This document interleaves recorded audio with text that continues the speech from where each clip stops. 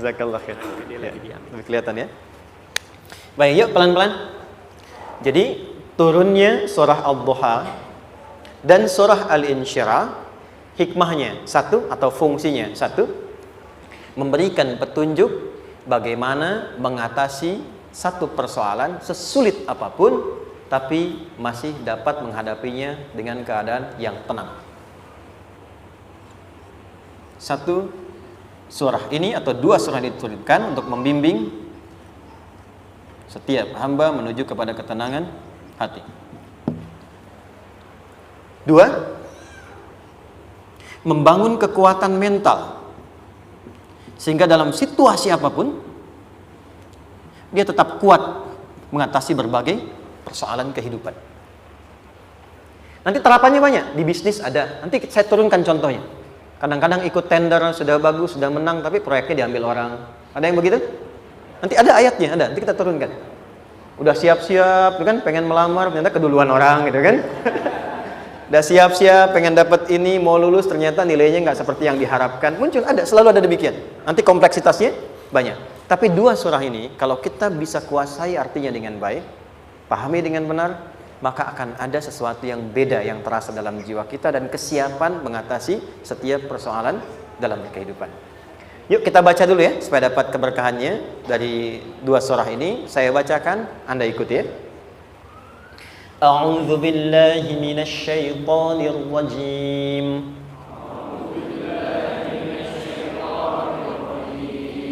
Bismillahirrahmanirrahim.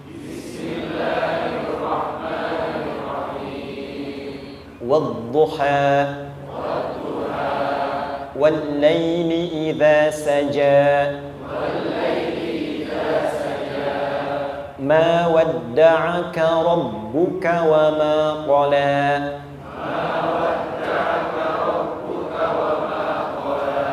ما ودعك ربك وما قلى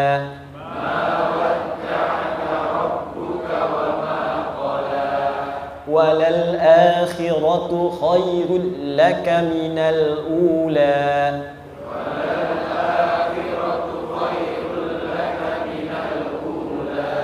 ولسوف يعطيك ربك فترضى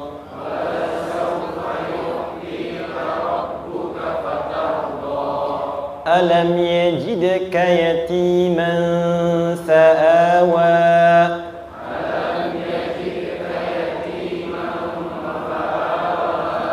ووجدك ضالا فهدى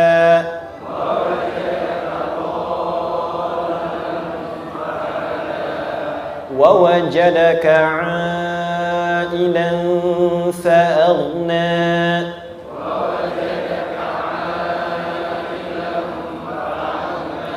فأما اليتيم فلا تقهر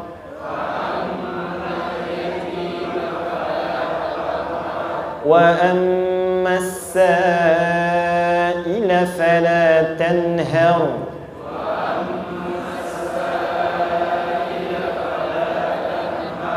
وأما بنعمة ربك فحدث.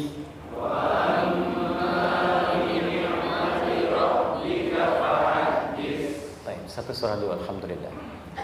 Izin saya bacakan tadi untuk diikuti supaya setidaknya kalau kita pulang dan ditanya bagaimana hidupmu engkau jalani, seperti apa engkau berinteraksi dengan Quran yang telah aku turunkan, maka kita pernah menjawab, ya Allah kami pernah baca akan itu. Jangan pernah kita berkehidupan sampai wafat dan tidak pernah berinteraksi dengan Quran walaupun sekedar membacanya. Wadduha, aku bersumpah, setiap huruf waw yang berada di awal kalimat di satu surah itu makna utamanya berarti sumpah. Ya, qasam, sumpah. Seringkali diartikan demi, ya. Wal asri, demi masa. Wal fajri, demi waktu fajar. Wal laili, demi malam. Intinya sumpah. Sebentar, pelan-pelan. Kalau Allah menyampaikan sesuatu kepada kita, yakin tidak? Saya ulang, yakin tidak? Serius? Hah? Kalau yakin, kenapa tidak dilakukan? Ya, itu pertanyaan besar ya. Baik, kalau Allah menyampaikan, tidak bersumpah pun, harusnya kita yakin. Tapi kalau Allah bersumpah, dalam kaidah ilmu tafsir, berarti ada sesuatu yang sangat penting, yang saking pentingnya akan sangat dibutuhkan oleh setiap hamba, sehingga diminta setiap hamba itu fokus menyimak apa yang mau disampaikan. Bahkan saking pentingnya menyimak itu, Allah bersumpah. Jelas?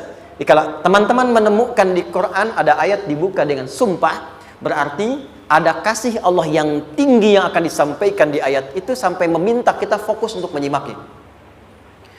Ad-duha, untuk memudahkan maknanya, teman-teman, kalau waktu duha itu jam berapa ya? Oke, sebetulnya dimulai sejak matahari itu mulai naik, yang memantulkan ya, atau menyinari cahayanya itu mulai terasa lembut. Ya, kalau misalnya kita ambil 1,5 jam setelah subuh. Sekarang subuh 4:30 lah, taruhlah 4:30 ya. 1,5 jam berarti jam 6 kan? Nah, itu awal duha tuh. Awal duha. Sampai ke pertengahan kurang lebih 9:30, jam 10. Akhir duha jam 11 sampai menjelang ke zuhur. Awal duhanya disebut dengan syuruk namanya. Syuruk. Jadi syuruk itu awal duha. Kalau sudah jam 6 ada cahaya matahari ya. Enak nggak ke tubuh kita itu? Nyaman nggak? Jam 8 enak nggak kalau berjemur ya? Jam 9 enak ya? Nah, ini kata kiasan dalam bahasa Arab. Kalau kita merasakan sesuatu yang enak, nyaman, memberikan manfaat yang banyak, itu orang Arab sering memberikan kiasan dengan waktu-waktu tertentu. Di antaranya duha. Jadi kalau kita menemukan kalimat duha, jangan langsung diartikan ke waktu duhanya. Boleh jadi yang diinginkan adalah makna di balik itu, yaitu semua kenikmatan dan kenyamanan yang didapatkan. Cara mengartikan ini, wadduha, aku bersumpah, kata Allah, ya Muhammad, demi semua kenikmatan yang kau rasakan dalam hidup, seperti engkau merasakan kenikmatan cahaya duha itu. Jelas? Wal laili idza saja, dan aku bersumpah, al-lail, lail itu apa? Malam. Baik, lail turunannya, layali jamaknya, lela, lili, lala, itu malam. Jadi kalau ada ibu leli, ibu malam-malam ya. Lail. Oke. Lail itu malam. Malam gelap nggak? Gelap. Tapi kalau gelapnya gulita, tidak ada cahayanya, gelap betul gitu. Gelap ya. Misalnya sedang kita dapati misalnya satu momentum padam lampu, padam semua, dan pas gerhana misalnya gelap sekali. Nah, itu bahasa Arabnya disebut dengan saja namanya. Ya, saja. Wal laili idza saja. Dan malam apabila telah gulita, zaman Nabi kan gak ada lampu ya, belum ada PLN ya, dan seterusnya, jadi gelapnya betul-betul gelap.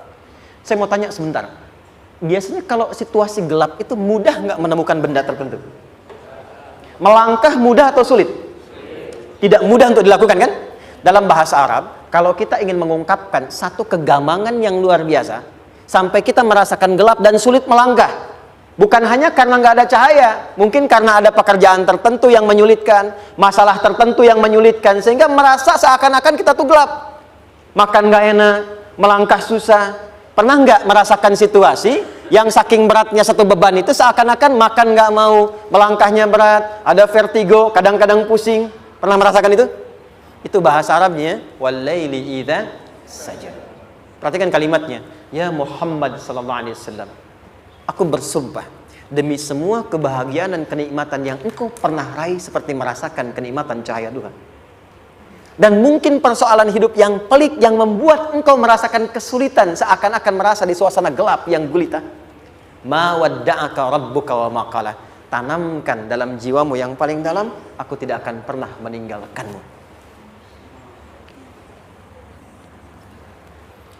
Ada suami pulang dari pekerjaan, mendapati istri sedang termenung dan mengalir air matanya. Tiba-tiba suaminya datang mengatakan, hangat sekali pada istrinya, di sampingnya membelainya dan mengatakan, "Ma, demi semua suka yang pernah kita lalui bersama, dan demi duka yang mengalirkan air matamu saat ini pun, tanamkan dalam hatimu yang paling dalam, papa akan selalu bersama mama dalam setiap situasi itu. Kira-kira para ibu merasakan itu bagaimana perasaannya? Masa sih? Tapi itu menarik loh. Menarik ya. Jadi kalau teman-teman ngaji surat Yusuf, di surat Yusuf itu laki-laki diilustrasikan dengan matahari, perempuan diilustrasikan dengan rembulan. Ya, inni ra'aitu ahada asyara kaukaba wasyamsa wal qamara ra'aituhum li sajidin. Ayah, aku melihat bulan dan matahari serta 11 gemintang sujud hormat kepadaku. Jadi matahari diartikan itu sebagai laki-laki, suami, ayah.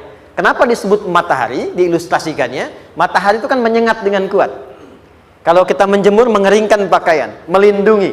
Tipikal suami itu melindungi. Ada yang ganggu istri, sengat dengan kuat. Ada air mata yang mengalir, hey, keringkan itu sehingga tidak larut air mata mengalir di pipinya. Itu matahari. Sebaliknya rembulan. Rembulan itu kan enak dipandang, bukan bulannya ya.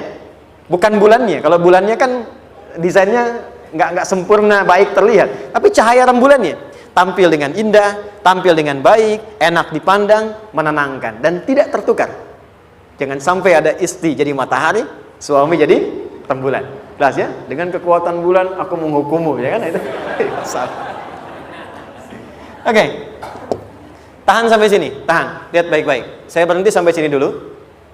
Kalau di Quran ada ayat menyebutkan, tidak spesifik orang yang disebutkan dan kapan kejadiannya, maka peristiwa itu akan terjadi dan dialami oleh kemungkinan generasi berbeda di setiap masa dengan tokoh berbeda tapi perasaan yang serupa.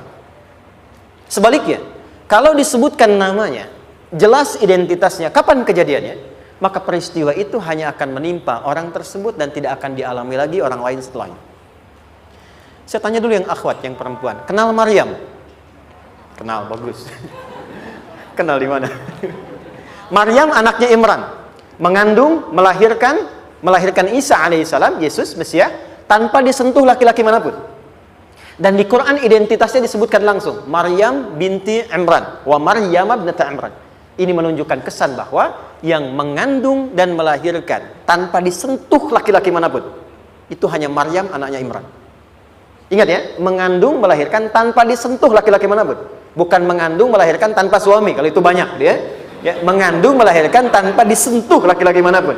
Hanya Maryam binti Imran. Tapi kalau nggak disebutkan siapa orangnya, kapan kejadiannya, tidak detail disebutkan, ini artinya situasi itu akan dialami kembali oleh orang di masa depan dengan generasi yang berbeda, tapi substansi yang sama.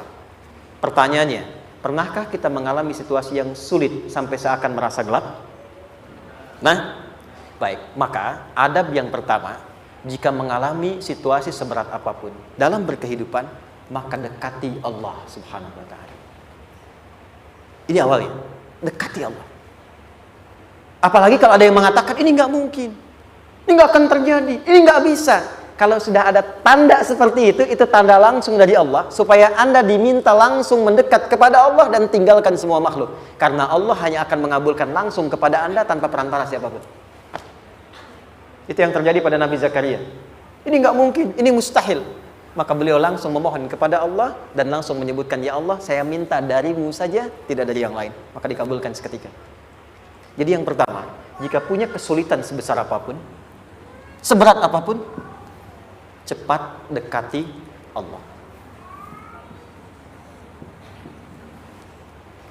Maka di situ akan dijawab langsung oleh Allah, ma wadda'aka rabbuka wa ma qala. Hambaku, sepanjang engkau mendekat kepadaku, maka yakinkan dalam dirimu, situasi apapun yang kau rasakan, aku tidak akan pernah meninggalkanmu. Sudah? Satu? Paham sampai sini? Oke. Pelan-pelan ya. Saya belum bicara caranya. Saya baru bicara di awal motivasinya. Dekati Allah dulu, nanti caranya didetilkan di surah Al-Insyirah. Teruskan. Ma wadda'aka rabbuka wa ma qala. Walal akhiratu khairul laka minal. Perhatikan.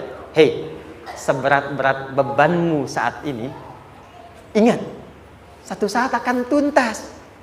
Dan ini pun ujian. Kalau sudah meninggal, gak ada ujian lagi. Dan nanti kehidupan yang sekarang, apapun yang kau pertentangkan, perdebatkan, perselisihkan, itu semua akan ditinggalkan. Jadi ternyata Allah mengungkap hakikat kehidupan dunia. Apapun yang diperselisihkan, tuh unik ya. Orang berselisih pada yang akan ditinggalkan. Aneh nggak? Ada orang berebut makanan, ya kan? Rebutan sampai berkelahi dan sebagainya. Pada akhirnya, makanan yang diperebutkan itu pun akan ditinggalkan. Yang ini meninggal, itu meninggal. Jadi memperebutkan sesuatu yang pada akhirnya akan berakhir. Kata Allah, Allah sampaikan, jika Anda mengalami situasi, sesuatu yang mungkin membuat berat, tanamkan pada jiwa kita, hei, yang aku kejar-kejar ini, boleh jadi aku akan tinggalkan juga. Kenapa aku harus menangisi dan larut pada sesuatu yang tidak abadi? Maka Allah hibur kita dengan mengatakan, kamu tenangkan diri dulu. Semua yang kamu pikirkan sampai membuat kamu berat begini, pada akhirnya kamu tinggalkan. Dan yang abadi itu akhirat. Walal akhiratu khairul laka minal. Dua, pelan-pelan sikapi setiap masalah dengan proporsional. Jangan terlalu larut dalam sesuatu. Dapat job satu, pengen, dah siap, kontraknya besar, tiba-tiba hilang. Dipikirin, Anda mikirkan itu pun nggak akan balik. Proporsional aja dulu. Ya, nanti caranya akan turun nanti di Al Insyirah. Tenangkan diri dulu. Prasangka baik kepada Allah Subhanahu wa taala. Boleh jadi apa yang Allah ingin berikan sebagai pendahuluan sekarang belum sampai kepada kita karena Allah menyiapkan yang lebih baik di balik itu. Kita belum tahu ada apa di balik itu sehingga kita tidak dapatkan itu.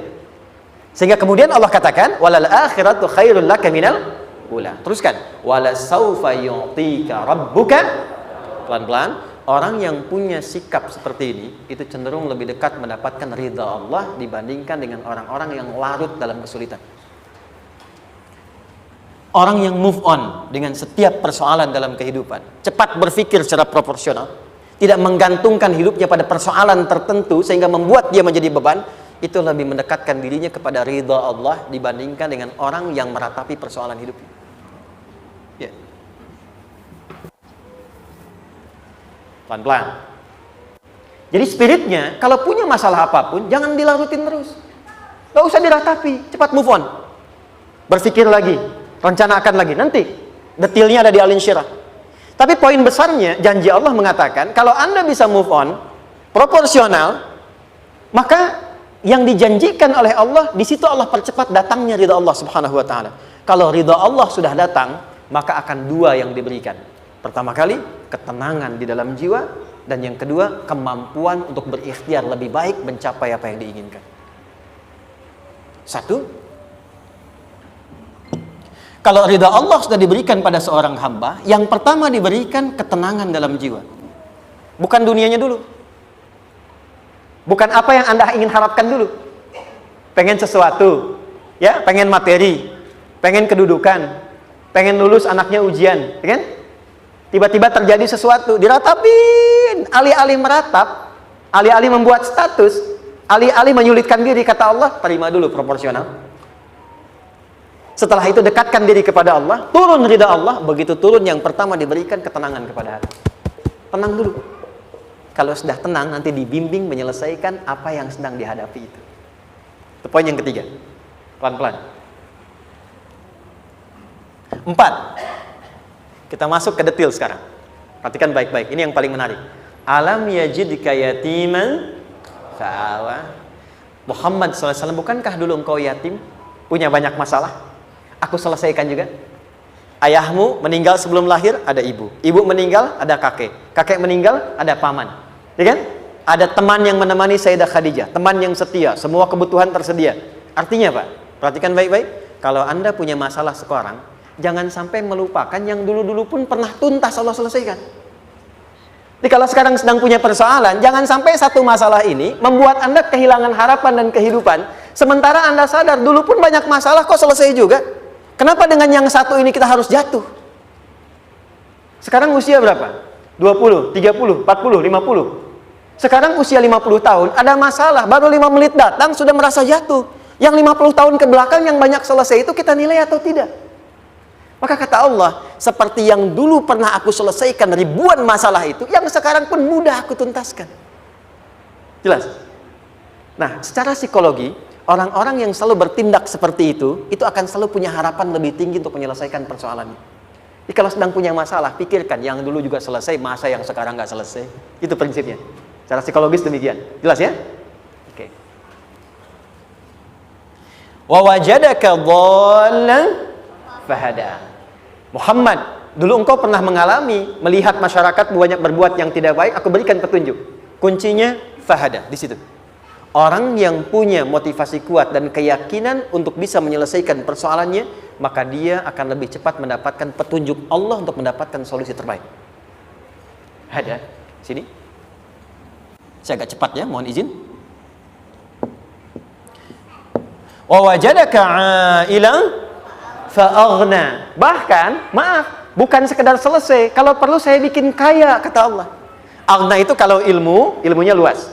Kalau harta, hartanya banyak. Kalau kedudukan, kedudukannya tinggi.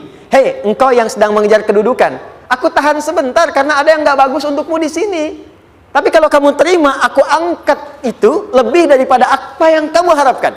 Kamu pengennya bintang 2, aku naikkan sampai bintang 4. Kalau perlu 5 sekalian. Hei, kamu yang ingin kampus di sini, aku tahan. Bahasa kamu gak lulus, kamu nangis, kamu mengadu, kamu datang pada orang tuamu. Orang tua mulai protes, mulai curhat macam-macam. Terima dulu. Mungkin di sini ada yang tidak baik, seperti doa ibumu yang sering memohon, ya Allah, jangan sampai anakku berbuat yang salah, jangan sampai terjebak narkoba, jangan sampai terbawa tawuran. Di sini ada yang kurang tepat untukmu. Kalau kamu ridha, kamu terima, kamu proporsional, bahkan aku pindahkan ke kampus yang lebih baik yang tidak kamu bayangkan sebelumnya. Di orang-orang yang selalu menerima apa yang Allah ujikan dan ridha dengan itu, maka Allah akan angkat derajatnya bahkan melebihi ekspektasi dirinya. Paham? Kalau sudah seperti itu, maka lihat ujung ayatnya. Lihat ujung ayatnya. Fa'ammal yatima fala taqhar. Hei, maka jangan pelit berbagi kepada orang lain. Share. Kalau sudah sukses, share. Berbagi, bukan hanya materi, bagi ilmunya, ya, bagi kebahagiaannya. Wa ammas sa'ila fala tanhar. Jangan sampai nunggu orang minta. Kalau lihat ada kawan yang butuh, sekarang Anda sukses. Tapi boleh jadi kesuksesan Anda itu tangganya dari teman-teman Anda. Kalau sudah teraih ke atas, lihat lagi anak tangganya ke bawah. Ajak teman, jangan ditunggu minta. Ajak, bawa dia, berikan peluang. Jangan sampai dia minta, apalagi Anda bentak-bentak. Aku kan yang dulu bantu kamu. Jangan sampai keluar kata-kata itu. Kamu bisa naik di atas karena aku kan yang dulu bantu kamu. Kamu bisa jadi pemeran utama karena aku yang rekomendasikan. Karena aku yang dorong kamu, misal. Jangan sampai keluar kata-kata itu. Apalagi langsung keluar, tidak. Ini karena ilmuku saja misalnya. Kalau itu bisa dilakukan dengan baik, lihat ujungnya. Wa amma bi ni'mati rabbika fahaddits. Maka semua nikmat yang dirasakan akan mudah untuk diimplementasikan dan disyukuri. Jadi semua nikmat itu bukan cuma dirasakan. Jadi membagi semua nikmat itu adalah rasa terbaik untuk menikmatinya. Maaf ya, Anda kalau punya makanan, dimakan sendiri. Dengan dibagi sama-sama, kira-kira rasa nyamannya yang pertama atau yang kedua? Kedua. Makan sendiri, enaknya sendiri kan? Tapi ketika ada teman berbagi dan tahu, oh enak ya, nyaman ya, ada kebahagiaan, ada ngobrol, ada tertawa, ada kebersamaan, itulah inti nikmat yang sesungguhnya. Wa amma bi ni'mati rabbika. Ternyata masalah yang diberikan bukan ingin memberikan beban, tapi ujungnya, endingnya supaya Anda bisa mendapatkan nikmat berkualitas yang bisa dibagi. Lihat surat Ad-Duha itu jangan cuma lihat awalnya, lihat ujungnya. Ternyata ketika seseorang mendapat masalah seberat apapun, itu bukan ingin membebani, tapi ingin meningkatkan kualitas hidupnya supaya mendapatkan nikmat yang lebih besar dan merasakan nikmatnya itu dengan berbagi. Itu poinnya. Jadi kalau sampai sini kita paham dan kita beri nama misalnya dengan fikih ujian, jadi kalau desain ujian ini sistematikanya kita pahami, maka tidak ada alasan untuk mengeluhkan persoalan. Jadi melihat masalah itu bukan sebagai beban, pada akhirnya melihatnya sebagai tangga untuk mencapai kebahagiaan. Jelas sampai sini? Baik, kalau sudah seperti ini ingin punya masalah atau tidak ingin punya masalah? Tidak. Ingat ya, jadi kalau anak pulang bawa masalah, dilihatnya jangan beban. Oh, Allah ingin menaikkan kualitas pada anak saya, yang dengan itu menjadikan ia mendapatkan nikmat yang belum pernah didapati. Kalau rumah tangga sedang ada masalah, jangan banyak diperseterukan, Tapi direnungkan sejenak, oh Allah ingin meningkatkan kualitas rumah tangga ini sehingga kita bisa mendapatkan nikmat yang tidak pernah didapati sebelumnya. Makanya nikmat berumah tangga itu yang terbesar selalu bertambah ketika menyelesaikan masalah. Silahkan cek. Kalau sedang ada masalah berseteru kan? Tapi setelah selesai kan jadi lebih nikmat ya? Ya? Lebih senang lagi, lebih cair lagi, lebih bahagia lagi, lebih mendukung lagi. Ternyata ada nilai-nilai kebaikan yang tersimpan yang belum disadari sepenuhnya. Pertanyaannya, kadang-kadang mudah diucapkan, tapi tidak mudah mempraktekkan. Bagaimana itu semua bisa ditempuh dengan baik, sehingga ketika mengalaminya, kita bisa tenang menghadapinya. Maka turunlah surah Al-Insyirah. Saya cepat.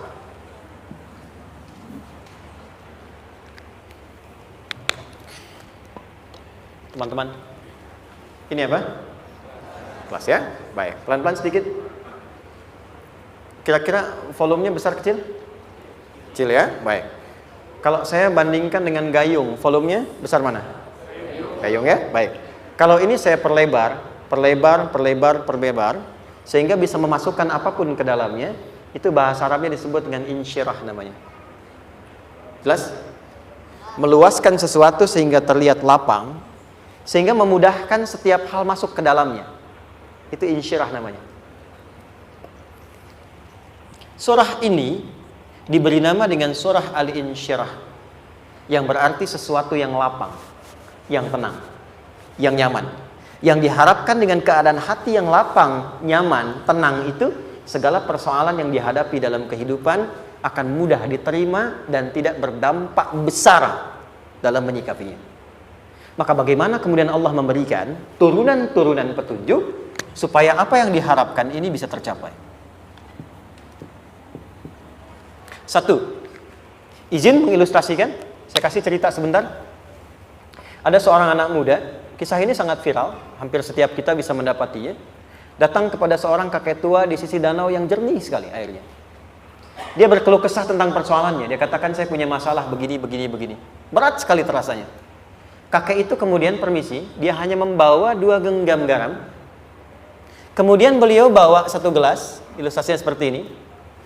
Dimasukkanlah kemudian garam itu ke gelas itu.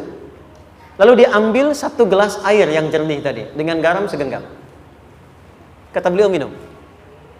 Pemuda itu mengatakan, wah asin, minum aja dulu. Lalu ketika diminum, langsung ditumpahkan. Dia muntahkan asin katanya. Lalu setelah itu kakek yang tadi melepaskan segenggam sisanya, dilempar ke danau tadi yang luas. Lalu diambil lagi dengan gelas yang sama. Sekarang minum. Bagaimana rasanya? Segar, enak, nyaman. Itulah hatimu. Kalau hatimu sempit sesempit gelas ini, maka masalah sekecil apapun akan selalu menghadirkan kesulitan seperti engkau menelan garam tadi.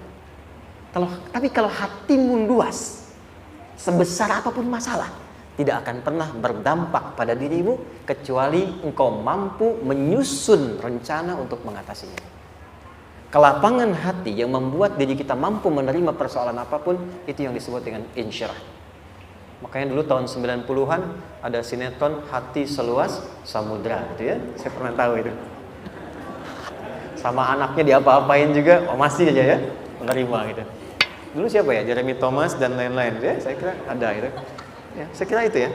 Saya pernah lihat sejenak ya. Saya jarang-jarang nonton gitu. Pernah lihat aja. Saya senang riset. Jadi kalau riset itu ada riset dakwah, ada riset materi. Saya teman-teman yang musik gitu ya. Saya tidak terlalu dekat dengan musik karena saya di Quran gitu. Tapi untuk mengetahui hukum musik itu bagaimana, saya riset. Sampai ke notasi saya tahu. C D F G A B C D F G D F G A B C D A B C D F G A F G A B C D E B C D E F G A B C D gitu kan ya? Ya, tapi kalau diminta piano, gitar, ini saya nggak bisa. Ya, tapi untuk menentukan hukum, nah kita bisa paham gitu. Misalnya boleh nggak baca Quran pakai langgam Jawa gitu kan? Nah hukumnya apa? Nanti dari teori itu muncul. Ya, paham ya? Nah, oke, balik sini. Perhatikan baik-baik.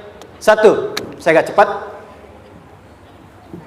Ini ditafsir langsung turun Al-Insyirah. Yang pertama, alam nashrah laka sadrak wa wada'na anka wizrak alladhi qadha dhahrak. Tahan sampai sini dulu, 3 ayat. Saya mulai dari ayat kedua dan ketiga. Perhatikan baik-baik. Wa wada'na anka wizrak alladhi anqadha dhahrak. Artinya apa? Artinya satu beban yang diletakkan di pundak yang berpengaruh kepada semua bagian tubuh. Kita pernah melakukan atau melihat yang angkat beban ya? Beban kan semakin berat diangkat, semakin terasa ke bagian-bagian tubuh ya, ke semuanya. Nah, itu namanya wizrak alladzi anqadha dhahrak. Beban yang dipikul yang berat sekali sampai semua merasa. Makanya jadi satu ungkapan dengan mengatakan dia sedang memikul beban yang sangat berat. Sampai kepalanya pusing, tidur nggak nyaman, miring kanan, miring kiri. Itu namanya ya alladzi anqadha dhahrak. Satu. Saya percepat, akan ada satu masa dalam hidup setiap hamba merasakan satu persoalan yang seakan-akan beban berat yang dipikul sampai merasa kesulitan dari ujung kepala sampai ujung kaki. Siapapun itu. Jujur ya, setiap kita tanyakan pada diri sendiri. Setiap kita yang ada di sini, saya yakin pasti pernah atau bahkan akan mengalami satu peristiwa yang merasakan beban berat sampai seakan-akan ujung kepala sampai ujung kaki merasakan sakitnya. Ada yang sudah mengalami atau bahkan nanti akan ada yang melalui. Perhatikan baik-baik. Teruskan ayatnya. Wa rafa'na laka. Perhatikan. Kalau ada yang sedang merasakan itu, yakinlah kata Allah, pada saat itu sesungguhnya Allah sedang mengangkat derajatnya dan meningkatkan kualitas hidupnya untuk mencapai sesuatu yang istimewa yang belum pernah diraihnya. Dari sini kita buat persamaan. Ujian. Perhatikan. Berbanding lurus dengan harapan, banding lurus dengan solusi nanti pada akhirnya. Fokus. Lulus di sini, insya Allah setiap persoalan akan lebih mudah untuk diatasi.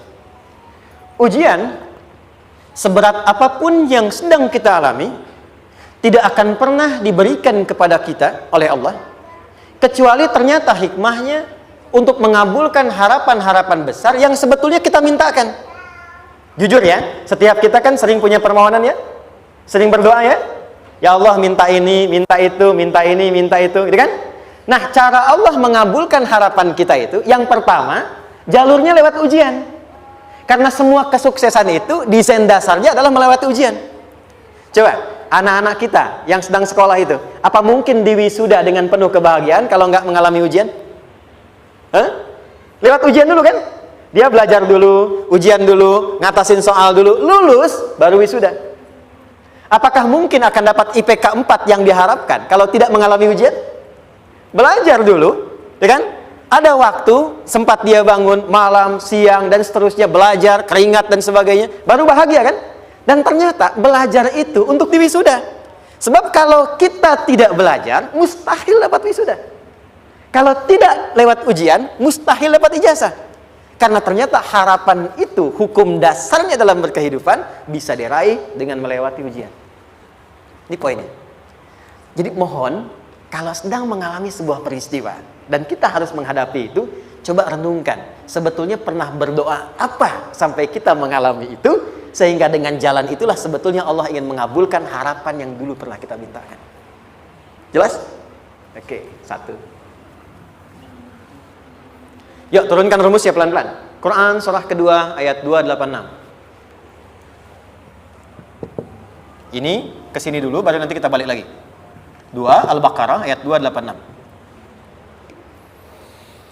La yukallifullahu nafsan illa usaha. Tahan sampai sini.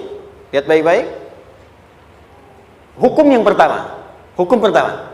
Allah tidak mungkin menguji seorang hamba di luar batas kemampuannya.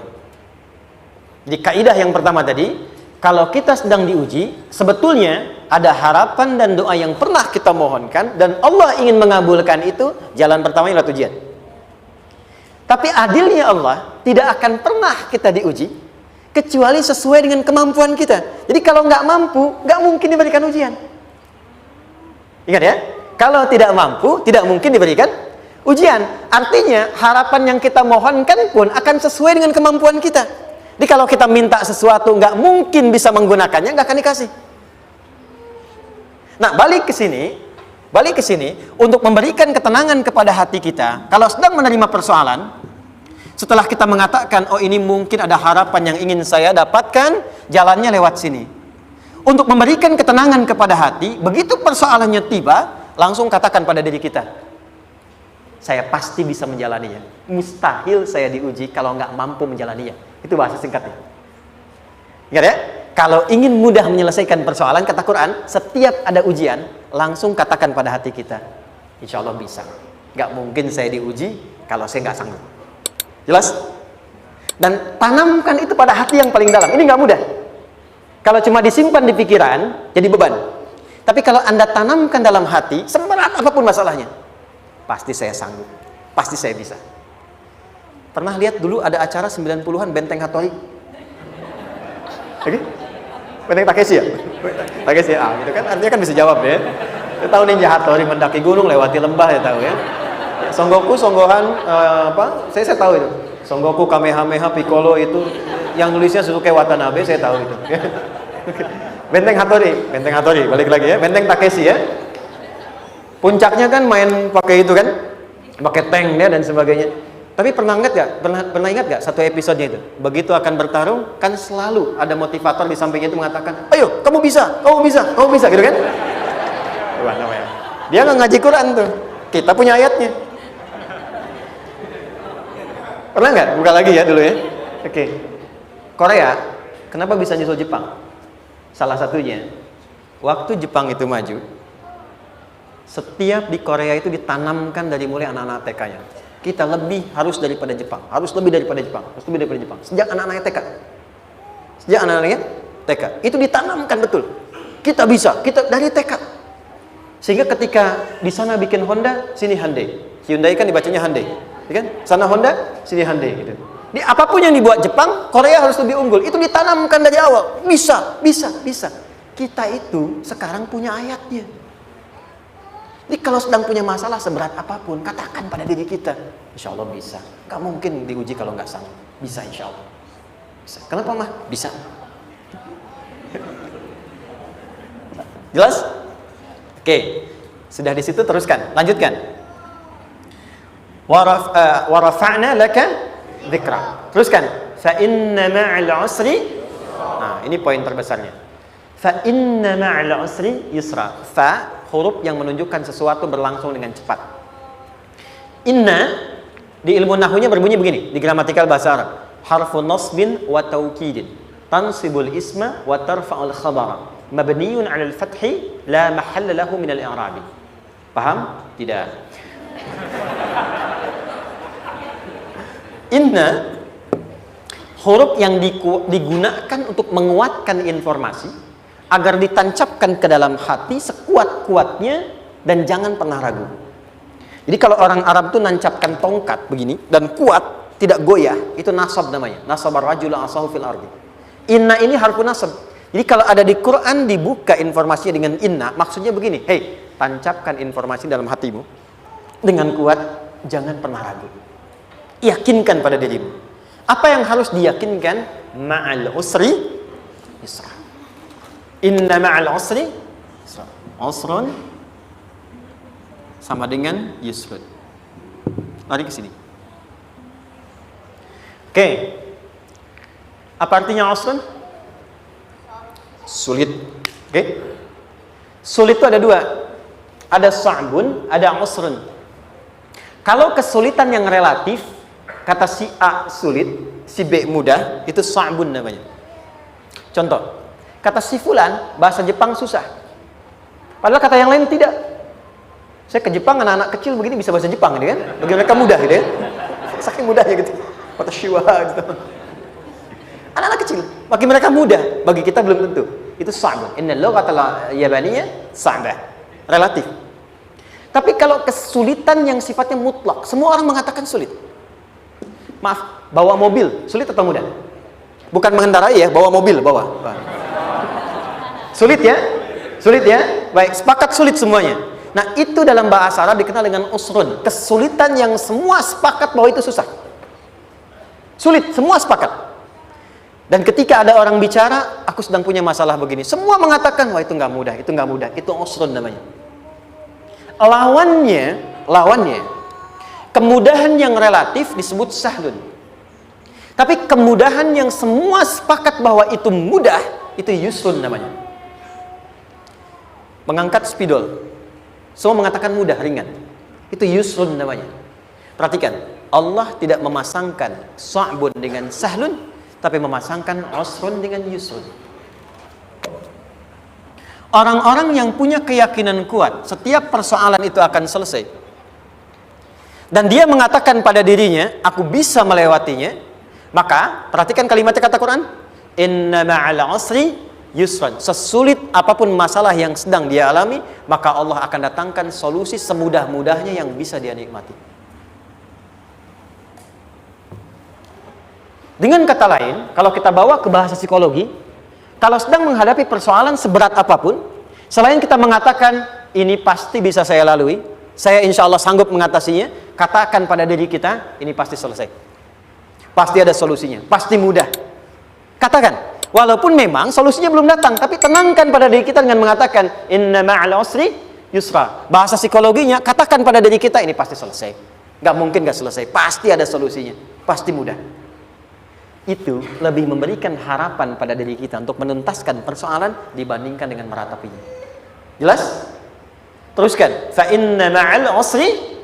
Kalau masih ragu kata Allah, katakan lagi sekali lagi. Sampai hati kita merasa nyaman. Jadi kalau sedang punya persoalan seberat apapun, tanamkan pada diri kita, pasti selesai. Belum nampak, insya Allah pasti selesai. Gak mungkin diuji kalau gak ada solusi. Itu lebih memberikan harapan. Setelah itu, fa idza faraghta, mitigasi masalahnya, mitigasi persoalannya. Tuliskan, ini masalahnya apa? Rumah tangga, apa saja misalnya. Dia ada suami, ada istri, ada anak-anak. Masalah ada di mana? Kadang-kadang menangnya jadi kusut karena satu-satu nggak segera diselesaikan. Maka kata Al-Quran, fa'idha faraghta, satu-satu mitigasi dulu. Satu masalah di sini, lihat di suami, lihat di istri.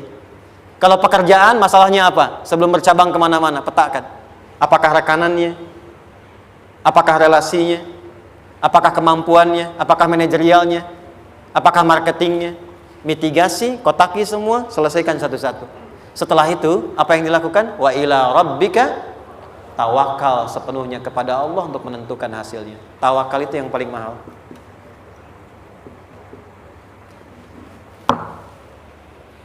Anda kalau nggak punya kepasrahan, stres. Karena selalu memikirkan apa yang mau dikerjakan dan selalu orientasi pada hasil.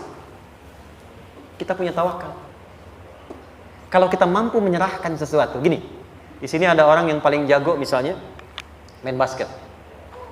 Ada pertandingan basket. Begitu dibuka, udah tim musyawarah serahkan aja pada si fulan. Kan? Dia yang paling jago, dia. Bukankah dengan menyerahkan itu bukan hanya kita berikan sebuah tugas, ya kan?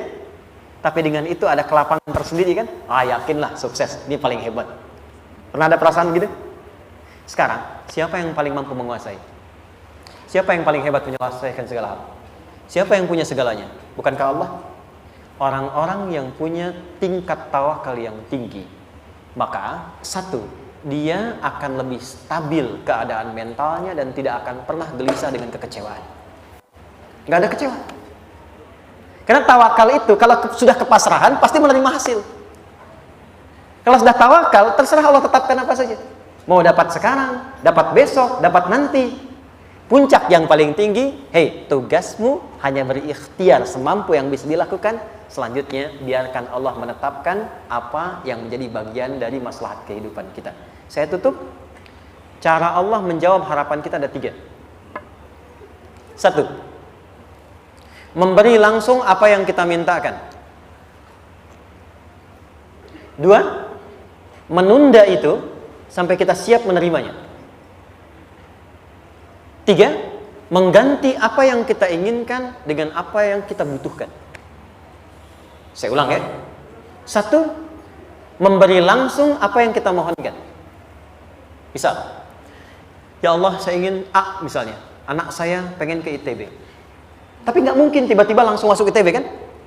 Pasti lewat ini dulu kan? Ada ujian dulu, ikut tes dan seterusnya diterima sesuai. 2. Kadang menunda sesuatu sampai dia sanggup menjalaninya. Anda punya anak usia 5 tahun. pengen diberikan motor, Anda mampu untuk memberi motor, dikasih nggak? Tidak. Sampai dia sanggup mengendarai motor, baru Anda berikan. Terkadang ada yang kita minta sekarang, tidak didapati sekarang. Tapi ternyata tahun depan kita dapat. Kita harus sadar bahwa anugerah yang kita dapatkan tahun depan itu sebetulnya adalah hasil doa kita di tahun ini. Pernah dengar nggak kisah viral? Nabi itu berdoa baru dikabulkan setahun setengah. Setahun 6 bulan. Padahal itu Nabi loh. Kiblat pertama kita kemana? Palestina kan? Baitul Maqdis kan? Nabi berdoa, mohon terus nengok ke langit. Al-Baqarah 144, minta. Jawabannya turun setelah setahun setengah. Setahun 6 bulan. Ada yang mengatakan di tafsir setahun 8 bulan. Baru dikabulkan setelah setahun setengah. Padahal kurang soleh apa Nabi? Nabinya siap, mungkin umatnya yang belum siap. Nabinya siap, tapi ada tantangan di masyarakat yang tidak mudah, yang mungkin bisa meruntuhkan dakwah. Baru dikabulkan setahun setengah. Ketika semua umatnya sudah bisa siap menerima itu. Boleh jadi, apa yang diminta orang tua sekarang, terkabulnya mungkin belasan puluhan tahun pada anaknya yang nomor sekian. Tahu Imam Syafi'i? Imam Syafi'i itu kan nama aslinya Muhammad. Bapaknya Idris, kakek yang ke atas yang ketiga namanya Syafi'i. Kenapa disebut Imam Syafi'i? Dinisbatkan pada kakek yang ke atasnya. Ternyata kakeknya ini seorang ulama besar, saleh, memohon kepada Allah. Setiap di keturunannya ada yang bisa menggantikan lebih soleh, lebih baik lagi.